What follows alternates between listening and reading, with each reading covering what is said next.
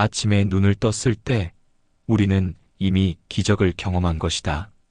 살아있다는 그 사실 하나만으로도 오늘은 충분히 값진 시작이다. 삶은 어제도 내일도 아닌 지금 이 순간에 있다. 마르쿠스 아우렐리우스는 말했다. 외부가 아닌 내 마음이 나를 괴롭힌다.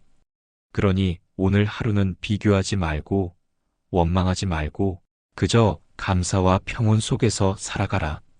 삶은 선물이고 우리는 이미 그 선물을 받은 사람들이다. 눈을 뜨는 순간 우리는 또 한 번의 기회를 얻은 것이다. 눈을 뜨는 순간 우리는 또 한 번의 기회를 얻은 것이다. 이것은 단순한 말이 아니다. 어젯밤 잠자리에 들 때까지만 해도 오늘 아침을 맞을 수 있을지 아무도 장담할 수 없었다. 그런데 지금 당신은 여기 있다. 숨을 쉬고 생각하고 감정을 느끼며 살아있다. 로마 황제이자 철학자였던 마르쿠스 아우렐리우스는 매일 아침 일어나면서 이런 생각을 했다. 오늘도 살아있다는 것, 그 자체가 우주가 내게 준 선물이라고.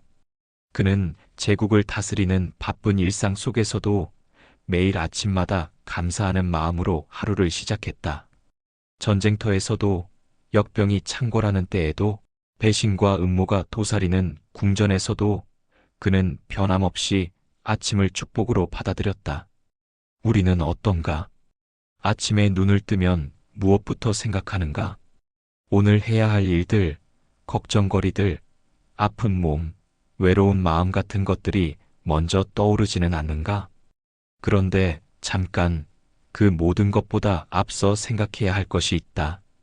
바로 내가 지금 여기 살아있다는 사실이다. 병원에서 생사를 오가는 사람들을 보면 알 수 있다. 그들이 가장 간절히 바라는 것은 무엇인가? 하루만 더, 단 하루만 더 살 수 있다면 좋겠다는 것이다. 사랑하는 사람과 함께 보낼 시간이 하루만 더 있다면, 아름다운 세상을 볼 수 있는 기회가 하루만 더 있다면 얼마나 좋을까 하고 생각한다. 그런데 지금 우리에게는 그 하루가 있다. 아니, 하루만이 아니라 오늘 하루 전체가 우리 앞에 펼쳐져 있다. 숨을 쉬는 일을 생각해보자. 우리는 하루에 얼마나 많은 숨을 쉬는가? 대략 2만 번 정도 숨을 들이쉬고 내쉰다. 그런데 그 중에서 고마움을 느끼며 쉬는 숨이 몇 번이나 될까? 아마 거의 없을 것이다. 숨 쉬는 것은 너무나 당연해서 고마울 것도 없다고 생각하기 때문이다. 하지만 정말 그럴까? 폐 질환으로 고생하는 사람에게 물어보라. 산소호흡기 없이는 살 수 없는 사람에게 물어보라. 그들에게 자연스럽게 들이쉬는 한 번의 숨이 얼마나 귀한 것인지를. 우리가 당연하게 여기는 그 숨 한 번 한 번이 실은 기적 같은 일이라는 것을. 아침에 일어나 창밖을 내다보는 일도 마찬가지다. 눈으로 세상을 본다는 것, 귀로 소리를 듣는다는 것, 입으로 맛을 느끼는 것, 손으로 무언가를 만지는 것, 이 모든 것들이 얼마나 놀라운 일인가. 시각 장애인에게는 보는 것이, 청각 장애인에게는 듣는 것이 간절한 소망이다. 그런데 우리는 이런 감각들을 너무 당연하게 여긴다. 나이가 들수록 이런 당연함들이 하나씩 사라져간다. 눈이 침침해지고 귀가 어두워지고 다리에 힘이 빠진다. 그제서야 우리는 깨닫는다. 아, 그때 그 모든 것들이 얼마나 소중했던가 하고. 하지만 지금이라도 늦지 않았다. 아직 남아있는 것들, 아직 할 수 있는 것들에 감사하며 살 수 있다. 오늘 아침도 그런 기적의 연속이었다. 잠에서 깨어나는 순간, 침대에서 일어서는 순간, 세수를 하는 순간, 아침을 먹는 순간, 이 모든 순간들이 우주가 우리에게 선사한 선물들이다. 어제와 똑같아 보이는 오늘이지만 실제로는 전혀 새로운 하루다. 어제의 나와 오늘의 나는 다르다. 어제 보지 못했던 것을 오늘은 볼 수 있고, 어제 느끼지 못했던 것을 오늘은 느낄 수 있다. 아우렐리우스는 말했다. 매일 아침 일어날 때마다 이렇게 생각하라고. 오늘 하루는 내가 새롭게 선물 받은 시간이라고. 그 시간을 어떻게 보낼 것인지는 온전히 내 선택이라고. 불평하며 보낼 수도 있고, 감사하며 보낼 수도 있다. 짜증내며 보낼 수도 있고, 기쁨으로 보낼 수도 있다. 나이 드신 분들을 보면 가끔 이런 말씀을 하신다. 이제 살 날이 얼마 남지 않았다고, 쓸모없는 늙은이가 되었다고. 하지만 정말 그럴까? 살아있는 한 그 존재 자체가 의미 있고 가치 있는 것이 아닐까? 경험과 지혜를 쌓은 어른의 존재가 젊은이들에게 얼마나 큰 힘이 되는지 모르는가? 손주를 바라보는 할머니의 눈빛, 가족을 생각하는 할아버지의 마음, 오랜 세월 살아온 사람만이 가질 수 있는 깊이와 온기, 이런 것들이 세상을 아름답게 만든다. 젊음의 활기도 좋지만 나이 들매 고요한 아름다움도 그에 못지않게 소중하다. 그러므로 오늘 하루를 시작하며 이렇게 생각해보자. 내가 지금 여기 살아있다는 것, 그 자체가 축복이고 기적이라고. 완벽하지 않은 몸이라도, 외로운 마음이라도, 어려운 상황이라도 살아있다는 것만으로도 충분히 감사할 일이라고. 아침 해가 떠오르듯이 우리도 매일 새롭게 태어난다. 어제의 실수는 어제에 남겨두고 오늘은 오늘대로 최선을 다해 살아보자. 눈을 뜨는 순간부터 잠자리에 들 때까지 살아있음에 감사하며 보내는 하루. 그것이 바로 아침의 기적을 온전히 받아들이는 삶의 자세다. 세상은 있는 그대로가 아니라 우리가 해석하는 대로 보인다. 세상은 있는 그대로가 아니라 우리가 해석하는 대로 보인다. 이 말이 처음엔 이해되지 않을 수 있다. 현실은 현실이고 사실은 사실인데 해석이 무슨 소용이냐고 생각할 수 있다. 하지만 잠깐만 생각해보자. 같은 하늘을 보면서도 어떤 사람은 흐린 날씨라고 하고 어떤 사람은 시원한 날씨라고 한다. 같은 비를 맞으면서도 누군가는 짜증을 내고 누군가는 반가워한다. 아우렐리우스는 이것을 일찍이 깨달았다. 황제로서 그는 수많은 어려움을 겪었다. 변방의 전쟁, 궁정의 음모, 백성들의 원망, 가족의 배신까지. 객관적으로 보면 괴로운 일들이었다. 하지만 그는 이 모든 상황을 어떻게 바라볼 것인지가 자신의 선택이라는 것을 알았다. 그래서 그는 매일 자신에게 말했다. 일어나는 일 자체보다 그것을 어떻게 받아들이느냐가 더 중요하다고. 우리도 마찬가지다. 나이가 들면서 몸이 예전 같지 않다. 여기저기 아픈 곳이 생기고 기억력도 떨어지고 예전만큼 빨리 움직일 수도 없다. 이것을 어떻게 볼 것인가? 늙어서 쓸모없어졌다고 볼 것인가? 아니면 오랜 세월?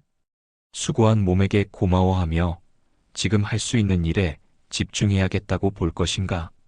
똑같은 상황도 보는 관점에 따라 완전히 다른 의미가 된다. 예를 들어 비 오는 날을 생각해보자. 농사를 짓는 사람에게는 가뭄 끝에 단비다. 논과 밭이 메말라 걱정이던 차에 내리는 비는 하늘이 내린 축복이다. 하지만 빨래를 널어둔 사람에게는 골칫거리다. 나들이를 계획했던 사람에게는 실망스러운 날씨다. 같은 비인데 누구에게는 축복이고 누구에게는 불편함이다. 이런 일은 일상에서 얼마나 많이 일어나는가? 자식이 자주 안 온다고 서운해할 수도 있고 바쁘게 살아가는 자식이 대견하다고 생각할 수도 있다. 옆집에서 나는 소음을 시끄럽다고 여길 수도 있고 활기찬 생활의 소리라고 받아들일 수도 있다. 혼자 있는 시간을 외롭다고 느낄 수도 있고 조용히 자신만의 시간을 가질 수 있어서 좋다고 생각할 수도 있다. 관점이 바뀌면 마음도 바뀐다. 마음이 바뀌면 하루가 바뀐다. 하루가 바뀌면 인생이 바뀐다. 이것이 스토아 철학의 핵심이다. 우리가 통제할 수 없는 것들에 대해 걱정하고 화내는 대신 우리가 통제할 수 있는 것에 집중하자는 것이다. 그리고 우리가 가장 잘 통제할 수 있는 것은 바로 사물을 바라보는 우리의 시선이다. 젊은 시절에는 현실을 바꾸려고 애썼다. 더 많이 벌어야 하고, 더 높이 올라가야 하고, 더 많이 가져야 한다고 생각했다. 그런데 나이가 들면서 깨닫게 된다.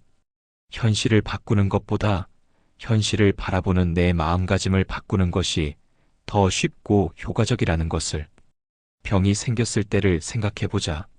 젊은 사람이라면 어떻게든 빨리 낫기 위해 이 병원 저 병원을 찾아다닐 것이다. 물론 그것도 필요하다. 하지만 나이 든 사람에게 필요한 것은 조금 다르다. 병을 받아들이되 병에게 굴복하지 않는 마음가짐이다. 아프지만 아픔 속에서도 감사할 것을 찾는 시선이다. 무릎이 아파서 멀리 걷기 어려워졌다면 대신 집 근처의 작은 공원에서 느긋하게 산책하는 즐거움을 발견할 수 있다. 예전에는 바쁘게 지나쳤던 길가의 꽃들, 나무들, 벤치에 앉아있는 사람들을 천천히 관찰할 시간이 생겼다고 생각할 수 있다.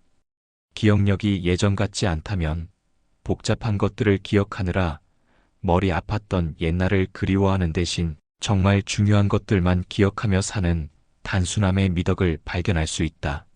사소한 것들은 잊어버리고 사랑하는 사람들, 아름다운 순간들, 감사한 마음들만 또렷하게 기억한다면 그것으로 충분하지 않은가? 혼자 있는 시간이 많아졌다면 외로움에 빠지는 대신 오롯이 나와 마주할 수 있는 귀한 시간이라고 생각해보자. 평생 남을 위해, 가족을 위해, 일을 위해 바쁘게 살아왔는데 이제야 비로소 나 자신과 깊은 대화를 나눌 수 있는 여유가 생겼다고 여겨보자. 돈이 예전만큼 많지 않다면 많이 가져야 행복하다는 착각에서 벗어날 기회라고 생각해보자. 검소하게 살면서도 만족할 수 있는 마음의 부유함을 기를 수 있는 시간이라고 받아들여보자. 소박한 밥 한 그릇, 따뜻한 차 한 잔에서 깊은 행복을 느낄 수 있다면 그것이야말로 진정한 부자가 아닐까? 물론 이런 생각이 처음엔 억지스럽게 느껴질 수 있다. 아픈 것을 아프지 않다고 할 수는 없고 어려운 것을 어렵지 않다고 할 수는 없다. 하지만 중요한 것은 아픔과 어려움 한가운데서도 희망과 감사를 잃지 않는 것이다. 그것이 바로 현명한 노년의 태도다. 아우렐리우스는 전쟁터에서 화살이 날아오는 상황에서도 이런 생각을 했다. 지금 이 순간도 우주의 질서 안에서 일어나는 일이고 내가 할 수 있는 최선을 다하면 된다고. 결과는 내가 통제할 수 없지만 최선을 다하는 마음만큼은 내 선택이라고. 우리도 인생의 황혼기에서 그런 마음가짐을 가질 수 있다. 몸은 예전 같지 않지만 마음만큼은 더욱 깊어질 수 있다. 외적인 조건들은 줄어들지만 내적인 풍요로움은 더해질 수 있다. 세상을 바라보는 시선 하나만 바뀌어도 완전히 다른 노년을 살 수 있다. 그러므로 오늘부터 이렇게 해보자. 무언가 마음에 들지 않는 일이 생겼을 때 일단 숨을 깊이 쉬고 이렇게 자문해보자.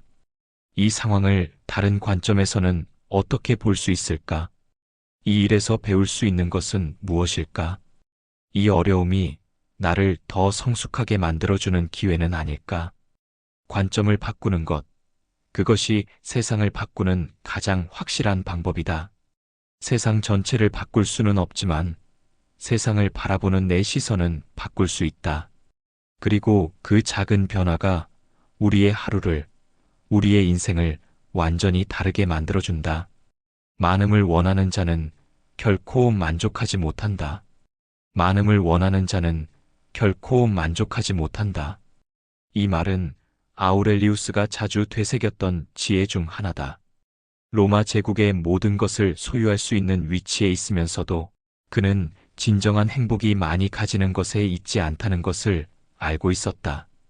오히려 가진 것에 만족하고 작은 것에서 기쁨을 찾는 것이야말로 행복의 비결이라고 믿었다. 젊은 시절을 돌아보면 어떤가? 더 많이 벌어야 하고, 더 큰 집에 살아야 하고, 더 좋은 차를 타야 행복할 거라고 생각했다. 그래서 밤늦게까지 일하고 주말에도 쉬지 못하고 가족과의 시간도 희생하면서 더 많은 것을 얻기 위해 노력했다. 그런데 정말 더 많이 가지게 되면 행복해졌던가? 이상하게도 더 가질수록 더 갖고 싶어졌다. 작은 집에서 큰 집으로 이사를 가면 더 큰 집이 부러워졌다. 월급이 오르면 더 많은 월급을 받는 사람이 눈에 들어왔다. 하나를 얻으면 둘이 갖고 싶어지고, 둘을 얻으면 셋이 갖고 싶어지는 끝없는 욕망의 사슬에 묶여 살았다. 그런데 나이가 들면서 깨닫게 되는 것이 있다. 정작 행복했던 순간들을 떠올려 보면 거창한 것들이 아니었다는 사실이다. 가족과 함께 먹던 소박한 저녁 식사, 친구와 나누던 진솔한 대화, 아이들과 놀아주던 평범한 일요일 오후, 이런 것들이 진짜 행복한 기억으로 남아있다.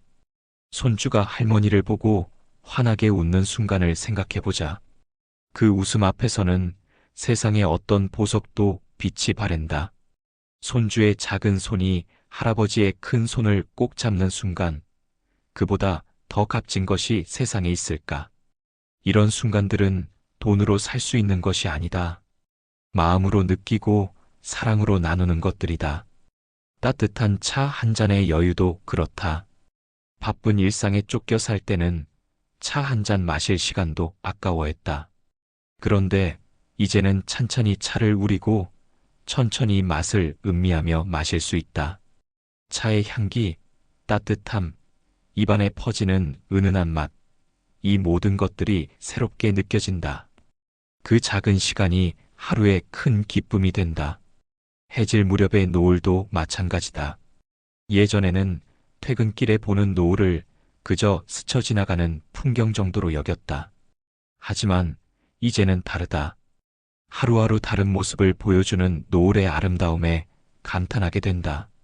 붉은색, 주황색, 보라색이 어우러져 만들어내는 자연의 작품을 보면서 마음이 평온해진다. 작은 화분의 꽃 한 송이도 큰 기쁨이 된다. 매일 물을 주고 정성껏 돌본 꽃이 피어날 때의 그 감동은 어떤 선물보다 값지다. 작은 새싹이 돋아나고 잎이 커지고 봉오리가 맺히고 마침내 꽃이 피어나는 과정을 지켜보는 것만으로도 하루가 충만해진다. 이웃과 나누는 소소한 대화도 소중한 시간이다.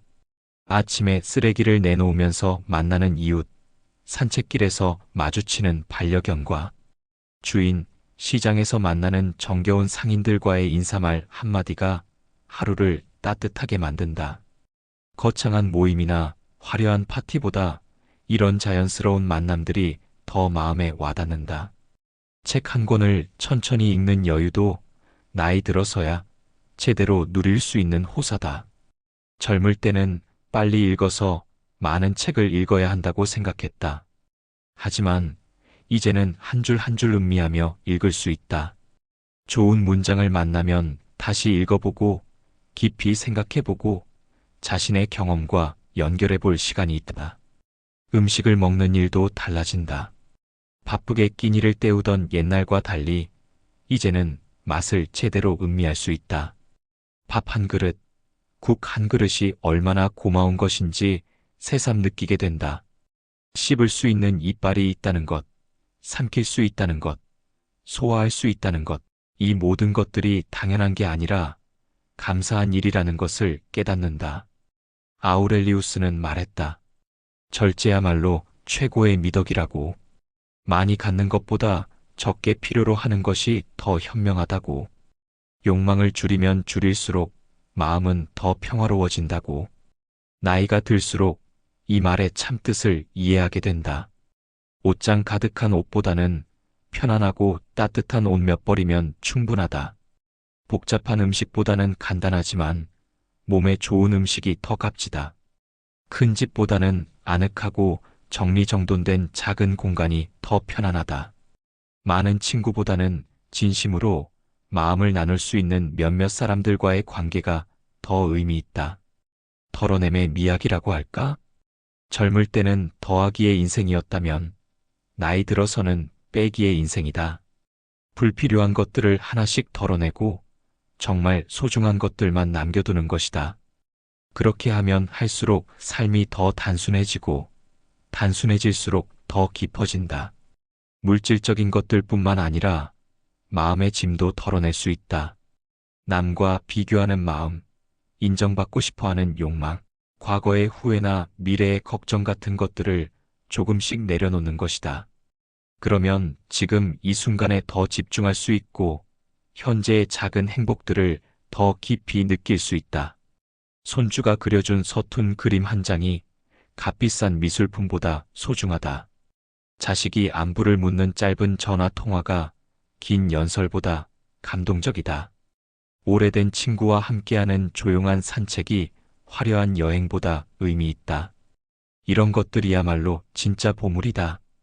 아침에 일어나 창문을 열었을 때 들어오는 신선한 공기, 저녁에 잠자리에 들며 느끼는 하루 일과를 마친 안도감, 가족의 건강한 웃음소리, 평범한 하루가 무사히 지나간 것에 대한 감사함, 이런 소박한 것들에서 찾는 행복이야말로 진정한 행복이다. 그러므로 오늘부터는 크고 특별한 것을 기다리지 말자. 지금 주변에 있는 작고 소소한 것들에 눈을 돌려보자. 그 안에서 충분한 기쁨과 만족을 찾을 수 있다는 것을 믿어보자. 많음을 원하는 대신 지금 가진 것에 감사하는 마음을 기르자. 그것이 바로 현명한 노년의 지혜이고 진정한 행복의 비결이다. 남의 허물보다 내 허물이 더 크다. 남의 허물보다 내 허물이 더 크다. 이 말만큼 인간관계의 본질을 꿰뚫어보는 지혜는 드물다. 아우렐리우스는 황제로서 수많은 사람들과 관계를 맺어야 했다. 충성스러운 신하도 있었고 음모를 꾸미는 적도 있었다. 가족 중에는 배신하는 이도 있었고 기대를 저버리는 이도 있었다. 그럴 때마다 그는 상대방을 탓하기 전에 자신을 돌아보았다. 나이가 들면서 가장 어려운 일 중 하나가 바로 사람과의 관계다. 젊을 때는 새로운 만남도 많고 공통의 관심사도 많아서 어울리기 쉬웠다. 하지만 나이가 들수록 만날 사람도 줄어들고 서로 고집도 세어져서 갈등이 생기기 쉽다. 특히 가까운 사이일수록 더 그렇다. 자식들과의 관계를 보자. 정성껏 키워온 자식인데 요즘 들어 자주 안 온다. 전화도 뜸하다. 와서도 빨리 돌아가려고만 한다. 이럴 때 어떤 마음이 드는가? 서운하고 섭섭하고 때로는 화가 나기도 한다. 이렇게 키워놨더니 이제 부모는 없는 사람 취급이냐며 원망하기도 한다. 하지만 잠깐 자식의 입장에서 생각해보자. 일터에서는 경쟁에 시달리고 집에서는 배우자와 아이들 돌봄에 바쁘다. 몸도 마음도 여유가 없다. 그런 상황에서 부모님께 자주 안부를 드리지 못한다고 해서 효심이 없는 것일까? 오히려 그런 바쁜 와중에도 시간을 내어 안부를 묻고 찾아오는 것만 해도 고마운 일 아닐까? 친구들과의 관계도 마찬가지다. 오랜 친구인데 요즘 만나면 자꾸 말이 안 맞는다. 정치 이야기만 나오면 서로 다른 편이 되어 언성을 높인다. 옛날에는 그런 게 없었는데 왜 이럴까 싶다. 그런데 곰곰 생각해보면 내가 먼저 친구의 의견을 무시하지는 않았을까? 내 생각만 옳다고 고집 부리지는 않았을까? 며느리와의 관계는 어떤가? 아들을 빼앗긴 것 같아서 서운할 때가 있다. 며느리가 아들만 챙기고 자신은 소외시키는 것 같아서 속상하다. 그런데 며느리 입장에서는 어떨까? 시어머니 눈치 보랴, 남편 뒷바라지 하랴, 아이 키우랴 정신없이 바쁜데 시어머니가 자꾸 간섭하고 참견하면 답답할 수도 있지 않을까? 이웃과의 작은 갈등도 그렇다. 위층에서 나는 소음 때문에 신경이 쓰인다. 아래층에서 올라오는 냄새 때문에 불쾌하다. 이럴 때 상대방을 비상식적이라고 생각하기 쉽다. 하지만 위층 사람도 일부러 소음을 내는 것은 아닐 것이고 아래층 사람도 고의로 냄새를 올리는 것은 아닐 것이다. 서로의 생활 패턴이 다를 뿐이다. 아우렐리우스는 이런 상황에서 항상 자기 자신부터 돌아보라고 했다. 상대방의 잘못을 찾기 전에 내가 먼저 잘못한 것은 없는지 생각해 보라고 했다. 내 말투는 어땠는지, 내 태도는 어땠는지, 내가 먼저 상대방을 이해하려고 노력했는지 돌아보라고 했다. 말투 하나만 바꿔도 관계가 달라진다. 자식에게 언제 올 거냐고 다그치듯 말하는 대신 보고 싶다고 자연스럽게 표현해보자. 며느리에게 이것저것 지적하는 대신 고생한다며 격려해보자. 친구와 의견이 다를 때 내 생각을 강요하는 대신 상대방의 이야기를 끝까지 들어보자. 표정도 중요하다. 늘 불만스러운 얼굴을 하고 있으면 상대방도 편할 리 없다. 웃는 얼굴로 맞아주면 상대방의 마음도 한결 가벼워진다. 작은 미소 하나가 관계를 부드럽게 만든다. 기대를 낮추는 것도 필요하다. 자식이 매일 안부를 물어야 한다고 생각하지 말자. 친구가 항상 내 편을 들어야 한다고 기대하지 말자. 이웃이 완벽하게 조용해야 한다고 바라지 말자. 사람은 완벽하지 않다. 나도 완벽하지 않듯이 다른 사람도 완벽하지 않다. 먼저 베푸는 마음도 중요하다. 상대방이 먼저 연락해 주기를 기다리지 말고 내가 먼저 연락해보자. 상대방이 먼저 사과하기를 기다리지 말고 내가 먼저 손을 내밀어 보자. 작은 선물 하나, 따뜻한 인사 하나가 얼어붙은 관계를 녹일 수 있다. 상대방의 상황을 이해하려고 노력해보자. 자식이 바빠서 못 온다면 그 바쁨을 이해해주자. 친구가 다른 의견을 가지고 있다면 그런 생각을 하게 된 배경을 들어보자. 이웃이 시끄럽다면 혹시 어려운 사정이 있는 건 아닌지 생각해보자. 완벽한 관계는 없다. 아무리 가까운 사이라도 오해가 생길 수 있고 갈등이 일어날 수 있다. 그럴 때마다 상대방만 탓한다면 관계는 점점 멀어진다. 하지만 내가 먼저 돌아보고 내가 먼저 이해하려고 노력한다면 관계는 더 깊어질 수 있다. 나이가 들수록 고집이 세워진다고 한다. 내 경험이 많고 내 판단이 옳다고 생각하기 쉽다. 하지만 그런 고집이 관계를 어렵게 만들 수 있다. 때로는 내가 틀릴 수도 있다는 겸손한 마음을 가져야 한다. 내가 아는 것보다 모르는 것이 더 많다는 것을 인정해야 한다. 용서하는 마음도 필요하다. 완벽한 사람은 없다. 나도 실수하고 잘못할 때가 있듯이 다른 사람도 그럴 수 있다. 한 번의 실수나 잘못 때문에 오랜 관계를 포기하지 말자. 서로 용서하고 이해하면서 관계를 이어나가자. 경청하는 자세도 중요하다. 내 이야기만 하려고 하지 말고 상대방의 이야기를 들어보자. 상대방이 무슨 생각을 하고 있는지, 어떤 어려움을 겪고 있는지 관심을 가져보자. 진심으로 들어주는 것만으로도 상대방은 위로받는다. 칭찬과 격려를 아끼지 말자.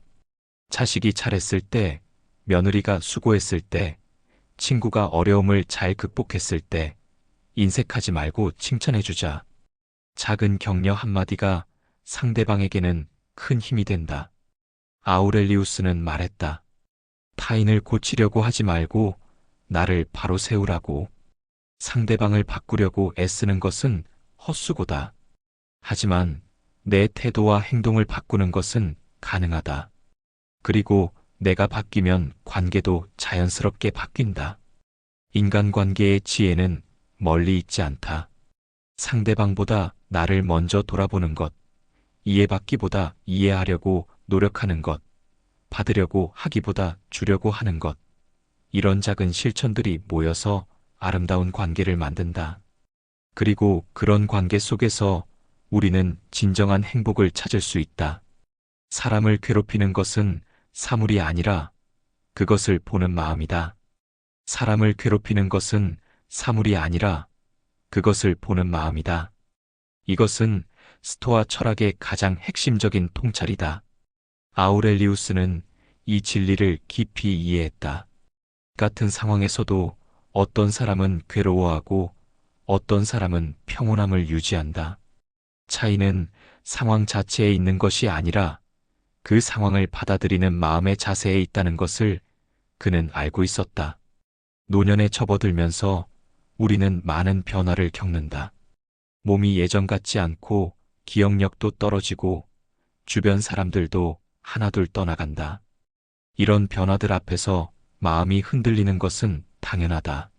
하지만 그 흔들림이 얼마나 오래 갈지, 얼마나 깊어질지는 우리가 선택할 수 있는 문제다. 병이 생겼을 때를 생각해보자. 같은 병에 걸린 두 사람이 있다고 하자. 한 사람은 왜 하필 나에게 이런 일이 생겼을까 하며 원망하고 절망한다. 밤잠을 설치고 하루 종일 우울해하고 주변 사람들에게 짜증을 낸다. 반면 다른 사람은 아프긴 하지만 할 수 있는 치료는 다 받으면서 아픈 가운데서도 감사할 일들을 찾아보려고 노력한다. 두 사람의 병 자체는 똑같다. 하지만 삶의 질은 전혀 다르다. 첫 번째 사람은 병으로 인해 이중의 고통을 겪는다. 몸의 아픔과 마음의 아픔을 동시에 겪는다. 두 번째 사람은 몸은 아프지만 마음만큼은 평온을 유지한다. 병이 몸을 아프게 할 수는 있어도 마음까지 병들게 하지는 못한다고 생각하기 때문이다. 경제적인 어려움도 마찬가지다. 젊을 때보다 수입이 줄어들고 의료비는 늘어나고 노후 준비가 부족하다고 느낄 때가 있다. 이럴 때 어떻게 받아들일 것인가?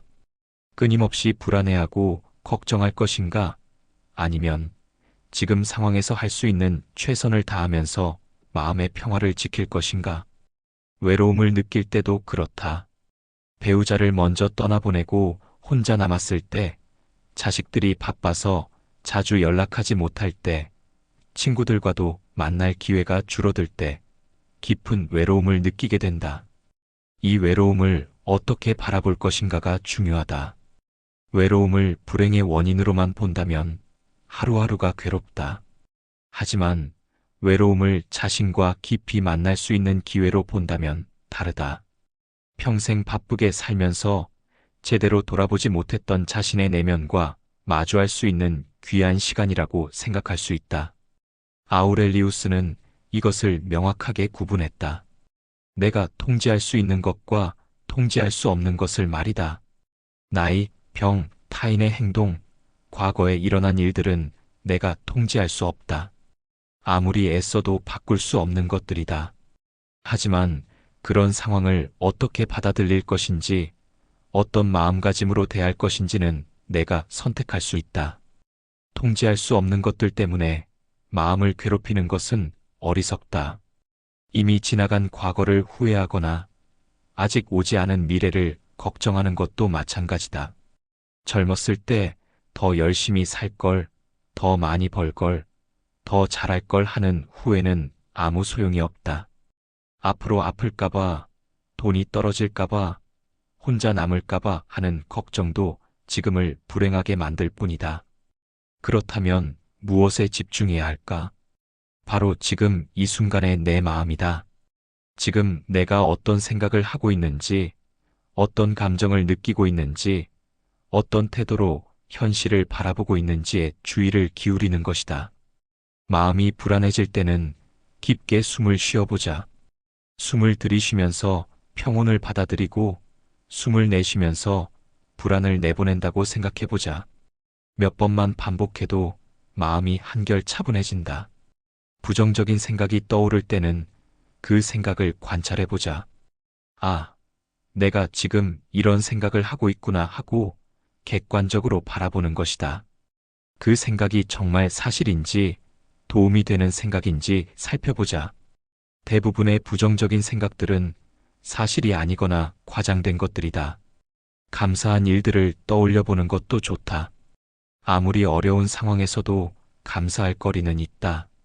숨을 쉴 수 있다는 것, 따뜻한 잠자리가 있다는 것, 걱정해주는 사람이 있다는 것, 이런 작은 것들에 마음을 집중하면 감사함이 불안함을 몰아낸다. 현재에 집중하는 것도 중요하다.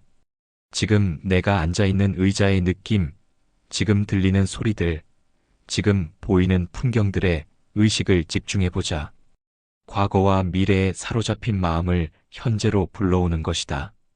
현재는 유일하게 우리가 실제로 살 수 있는 시간이고, 실제로 통제할 수 있는 시간이다.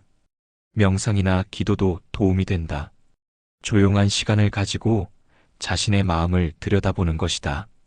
복잡한 생각들이 지나가도록 내버려 두고 마음의 깊은 곳에 있는 평온함과 만나는 것이다.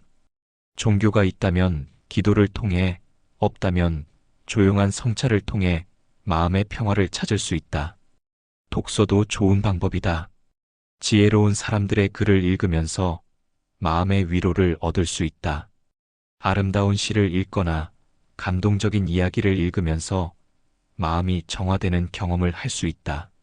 자연과 교감하는 것도 마음의 평온에 도움이 된다. 꽃을 기르거나 새소리를 듣거나 바람을 느끼면서 자연의 평온함을 나누는 것이다. 자연은 언제나 현재에 있다. 과거를 후회하지도 않고 미래를 걱정하지도 않는다. 그저 지금 이 순간을 온전히 살아간다.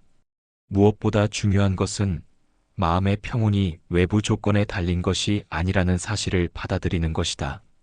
건강해야 평온하고, 돈이 많아야 평온하고, 가족이 다 잘 되어야 평온한 것이 아니다.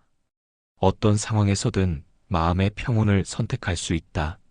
아우렐리우스는 전쟁터에서도 마음의 평온을 유지했다. 역병이 돌 때도, 가족이 배신할 때도, 정치적 위기가 닥칠 때도 그는 내면의 평화를 잃지 않았다. 그것이 가능했던 이유는 외부 상황이 아니라 내면의 태도에 집중했기 때문이다. 우리도 그럴 수 있다. 몸이 아플 때도, 경제적으로 어려울 때도, 외로울 때도 마음만큼은 평온할 수 있다. 바깥 세상이 아무리 어수선해도 내 마음만큼은 고요한 호수처럼 평온할 수 있다. 그것이 바로 진정한 자유이고 노년의 지혜다. 마음의 평온은 하루아침에 얻어지는 것이 아니다. 매일매일 조금씩 연습하고 노력해야 한다. 하지만 그 노력은 결코 헛되지 않는다. 마음이 평온해지면 모든 것이 다르게 보인다. 같은 현실이라도 평화롭게 받아들일 수 있고, 같은 하루라도 감사하게 보낼 수 있다. 그것이야말로 노후의 가장 큰 축복이다. 고난은 우리를 단단하게 만드는 불이다. 고난은 우리를 단단하게 만드는 불이다. 아우렐리우스는 이 말을 몸소 체험했다. 로마 황제라는 최고의 자리에 있으면서도 그의 인생은 고난의 연속이었다. 변방에서 벌어지는 끝없는 전쟁, 로마 전역을 휩쓴 무서운 역병, 궁정 내부의 음모와 배신, 심지어 가족의 반역까지. 하지만 그는 이 모든 시련을 피하려 하지 않았다. 오히려 영혼을 단련하는 훈련장이라고 받아들였다. 나이가 들면 고난을 피할 수 없다. 젊을 때는 건강했던 몸이 여기저기 아프기 시작한다. 관절이 뻣뻣해지고, 눈이 침침해지고, 귀가 어두워진다. 병원에 가는 일이 많아지고, 약을 먹는 것이 일상이 된다. 이런 몸의 변화를 받아들이기가 쉽지 않다. 예전에 건강했던 모습을 그리워하며 현실을 부정하고 싶어진다. 하지만 이것도 인생의 자연스러운 과정이다. 봄에 피어나는 꽃이 가을에 시들어가는 것처럼 젊음의 활력이 나이와 함께 잠잠해지는 것도 자연의 이치다. 중요한 것은 이 변화를 어떻게 받아들이느냐다. 원망하고 저항하며 받아들일 것인가? 아니면 인생의 새로운 단계로 여기며 받아들일 것인가? 질병이 찾아왔을 때를 생각해보자. 처음에는 당황하고 두려워한다. 왜 하필 나에게, 왜 지금 이런 일이 생겼을까 하며 운명을 원망한다. 하지만 시간이 지나면서 깨닫게 된다. 병을 통해서도 배울 것이 있다는 것을. 건강할 때는 당연하게 여겼던 것들의 소중함을 깨닫게 되고 하루하루를 더 소중히 여기게 되고 사랑하는 사람들에게 더 감사하게 된다. 병상에서 보낸 시간이 결코 헛되지 않다. 바쁘게 달려오면서 놓쳤던 것들을 돌아볼 기회가 된다. 가족과 더 깊은 대화를 나누게 되고 친구들의 소중함을 새삼 느끼게 되고 평범한 일상의 아름다움을 발견하게 된다. 건강했을 때는 보지 못했던 것들이 아픈 몸으로 누워있을 때 비로소 보인다. 외로움도 마찬가지다. 배우자를 먼저 떠나보낸 분들은 깊은 외로움을 겪는다. 수십 년을 함께 살아온 동반자가 없다는 사실이 매 순간 가슴을 아프게 한다. 혼자 먹는 식사, 혼자 보는 텔레비전, 혼자 잠드는 밤이 모두 외롭다. 이런 외로움 앞에서 절망하기 쉽다. 하지만 외로움도 우리를 성장시킨다. 평생 누군가에게 의존해서 살아왔다면 이제는 혼자서도 살아갈 수 있는 힘을 기를 기회다. 남편이나 아내의 취향에 맞춰 살아왔다면 이제는 온전히 나만의 취향을 찾아갈 수 있는 시간이다. 외로움 속에서 진정한 자신과 만날 수 있고 내면의 깊이를 발견할 수 있다. 경제적인 어려움도 시련이다. 은퇴 후 수입이 줄어들고 의료비는 늘어나고 물가는 계속 오른다. 예전만큼 여유롭게 살기 어려워진다. 자식들에게 도움을 청하기도 어렵고 그렇다고 혼자 감당하기도 버겁다.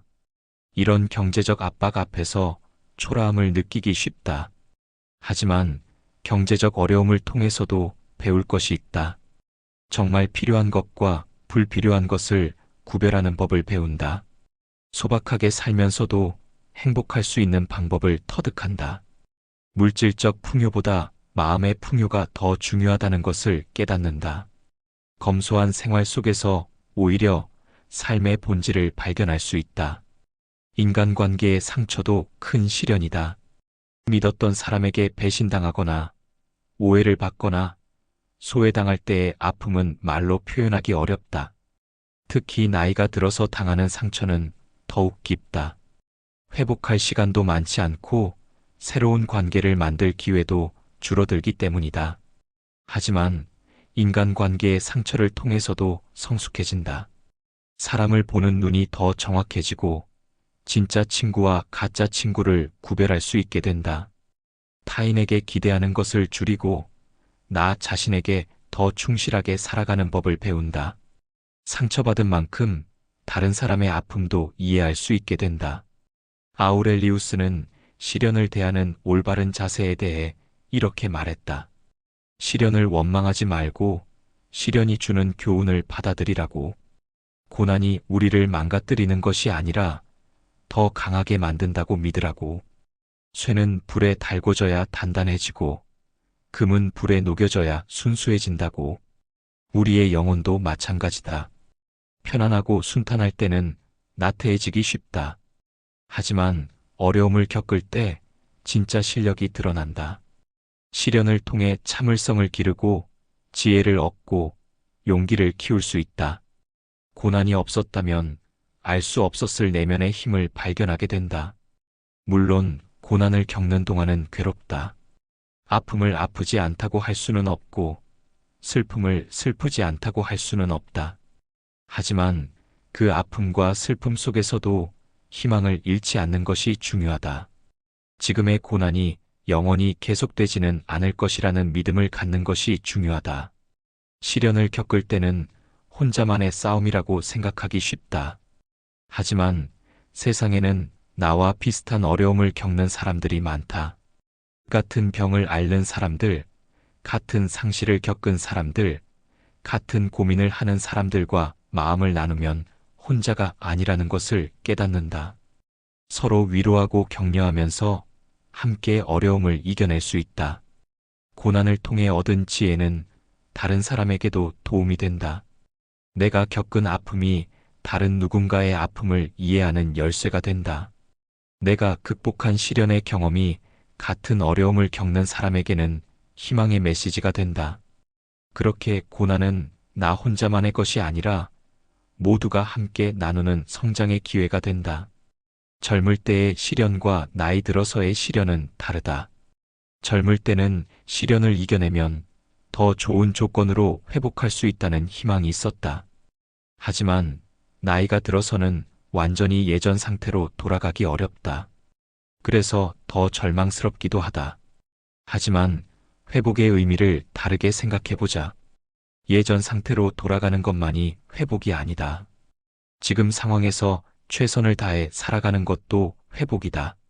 몸은 예전 같지 않아도 마음은 더 깊어질 수 있고 외적 조건은 줄어들어도 내적 성숙은 더해질 수 있다. 고난을 겪은 사람만이 가질 수 있는 독특한 아름다움이 있다. 험난한 산을 오른 등산객의 얼굴에 나타나는 성취감처럼 인생의 고난을 이겨낸 사람의 얼굴에는 특별한 깊이와 온화함이 배어 있다. 그것은 순탄하게만 살아온 사람에게서는 볼 수 없는 고유한 매력이다. 그러므로 시련이 찾아왔을 때 이렇게 생각해보자. 이 어려움이 나를 망가뜨리려는 것이 아니라 더 단단하게 만들려는 것이라고. 지금의 고통이 미래의 지혜가 되고 지금의 눈물이 미래의 위로가 될 것이라고. 시련은 인생의 끝이 아니라 새로운 시작이고 절망이 아니라 희망을 위한 준비 과정이라고. 고난은 우리를 단련한다. 그 단련을 통해 우리는 더 강해지고 더 지혜로워지고 더 자비로워진다. 그것이야말로 시련이 주는 진정한 선물이다. 과거는 갔다. 미래는 알 수 없다. 오늘만이 우리의 것이다. 과거는 갔다. 미래는 알 수 없다. 오늘만이 우리의 것이다. 아우렐리우스는 이 진리를 깊이 깨달았다. 황제로서 과거의 영광을 되새기거나 미래의 계획에만 매달릴 수 있었지만 그는 언제나 현재에 집중했다. 지금 이 순간이야말로 유일하게 실제로 살 수 있는 시간이고 유일하게 의미 있게 만들 수 있는 시간이라는 것을 알고 있었기 때문이다. 나이가 들면서 시간에 대한 느낌이 달라진다. 젊을 때는 시간이 무한히 많다고 생각했다. 내일도 있고 모레도 있고 내년도 있고 몇십 년 후도 있을 것 같았다. 그래서 오늘 하지 못한 일은 내일 하면 된다고 생각했다. 지금 만나지 못한 사람은 나중에 만나면 된다고 미뤘다. 하지만 나이가 들수록 시간의 유한함을 절감한다. 앞으로 살 날이 지나온 날보다 적다는 현실을 받아들이게 된다. 그래서 더욱 간절해진다. 하루하루가 더 소중하게 느껴진다. 오늘을 놓치면 다시는 돌아오지 않는다는 것을 뼈저리게 안다. 젊은 시절을 돌아보면 어떤가? 언젠가는 부모님과 더 많은 시간을 보내야겠다고 생각했다. 언젠가는 고향에 가서 옛 친구들을 만나야겠다고 생각했다. 언젠가는 하고 싶었던 일을 해야겠다고 생각했다. 하지만 그 언젠가는 쉽게 오지 않았다. 바쁘다는 핑계로 나중에 여유가 생기면 하자는 마음으로 계속 미뤘다. 그러다가 문득 깨닫는다.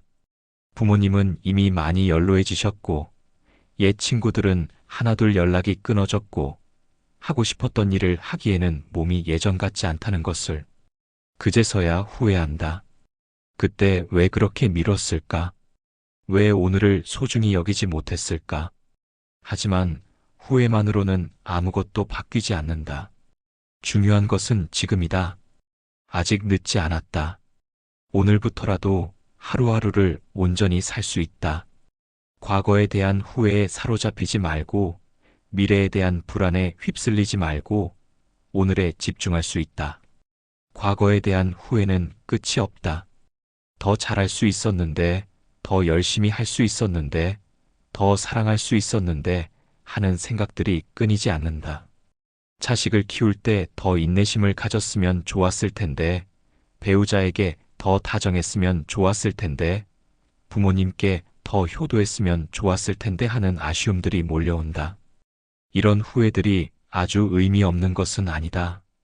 과거를 반성하는 것은 지혜를 얻는 과정이기도 하다. 하지만 후회에만 머물러 있으면 현재를 놓친다. 과거는 이미 지나갔다. 아무리 후회해도 바꿀 수 없다. 하지만 지금은 다르다. 지금은 바꿀 수 있다. 미래에 대한 걱정도 마찬가지다. 건강이 더 나빠지면 어떻게 할까? 돈이 떨어지면 어떻게 할까? 혼자 남으면 어떻게 할까 하는 불안들이 마음을 괴롭힌다. 이런 걱정들은 어느 정도 필요하다. 미래를 준비하는 것은 현명한 일이다. 하지만 걱정만 하고 있으면 오늘을 제대로 살 수 없다. 미래는 아직 오지 않았다. 아무리 걱정해도 정확히 어떻게 될지 알 수 없다. 걱정했던 일들 중에는 실제로 일어나지 않는 것들도 많다. 설령 일어난다고 해도 그때 가서 해결할 방법이 있을 것이다. 지금 할 수 있는 최선을 다하면서 살다가 문제가 생기면 그때 대처하면 된다. 오늘에 집중한다는 것은 무엇인가? 지금 이 순간 내가 하고 있는 일에 온전히 마음을 쏟는 것이다. 밥을 먹을 때는 밥맛에 집중하고, 차를 마실 때는 차 향에 집중하고, 산책을 할 때는 바람과 햇살에 집중하는 것이다. 책을 읽을 때도 마찬가지다. 다른 생각에 사로잡혀 글자만 따라가지 말고 저자가 전하려는 메시지에 온전히 귀 기울이는 것이다. 한 문장 한 문장을 음미하면서 읽으면 같은 책이라도 전혀 다른 감동을 준다. 사람과 대화할 때도 그렇다. 상대방의 말을 들으면서 다른 생각을 하지 말고 진심으로 귀 기울이는 것이다. 무슨 대답을 할까 미리 생각하지 말고 상대방이 지금 무엇을 말하고자 하는지에 집중하는 것이다. 그러면 더 깊은 소통이 가능하다. 혼자 있을 때도 현재에 집중할 수 있다. 창밖을 내다보면서 지금 보이는 풍경을 온전히 감상하는 것이다. 나무의 잎사귀 하나하나, 지나가는 구름의 모양, 새들의 움직임을 세심하게 관찰하면 평범한 풍경도 새롭게 보인다. 몸의 감각에도 주의를 기울여보자. 의자에 앉아있는 느낌, 옷이 피부에 닿는 느낌, 숨을 쉬는 느낌을 의식적으로 느껴보는 것이다. 이런 사소한 감각들에 주의를 기울이면 지금 이 순간에 더 깊이 뿌리내릴 수 있다. 하루를 되돌아보는 시간을 가져보는 것도 좋다. 잠자리에 들기 전에 오늘 하루를 돌아보면서 감사했던 일들, 기뻤던 순간들, 의미 있었던 만남들을 떠올려보는 것이다. 아무리 평범한 하루라도 자세히 들여다보면 감사할 거리들이 있다. 오늘 아침에 무사히 일어났다는 것, 맛있게 식사를 할 수 있었다는 것, 가족의 안부를 들을 수 있었다는 것, 친구와 즐겁게 통화했다는 것, 좋아하는 프로그램을 볼 수 있었다는 것, 이런 작은 일들도 모두 감사한 일들이다. 힘들었던 일들도 있겠지만 그것들도 받아들여보자. 힘든 일을 겪었다는 것은 그만큼 열심히 살았다는 증거다. 아무것도 하지 않으면 힘들 일도 없지만 그런 삶은 의미가 없다. 힘든 일들을 통해서도 배우고 성장할 수 있다. 아우렐리우스는 매일 밤 하루를 정리하는 시간을 가졌다. 오늘 잘한 일은 무엇인지, 부족했던 점은 무엇인지 돌아보았다. 하지만 자책하지는 않았다. 내일 더 잘하면 된다고 생각했다.